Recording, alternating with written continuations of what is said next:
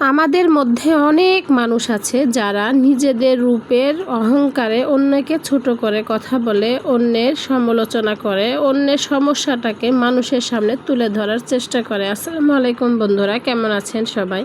আশা করি খুব ভালো আছেন, আমিও ভালো আছি ইনশাল্লাহ আপনাদের দোয়ায়। বন্ধুরা, যেটা বলছিলাম, অনেকেই আছে অনেক মানুষকে নিয়ে সমালোচনা করে, মানুষের সমস্যাটাকে নিয়ে পরিহাস করে। আপনারা যদি কারো উপকার না করতে পারেন তবে কাউকে নিয়ে সমালোচনা করবেন না, কাউকে ছোট করে কথা বলবেন না, কারো মনে দুঃখ দিয়ে কথা বলবেন না।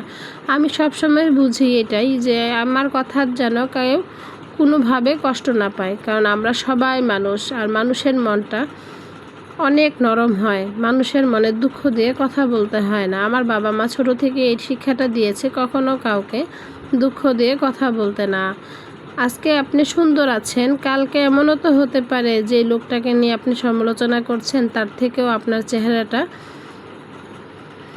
খারাপ হয়ে যেতে পারে।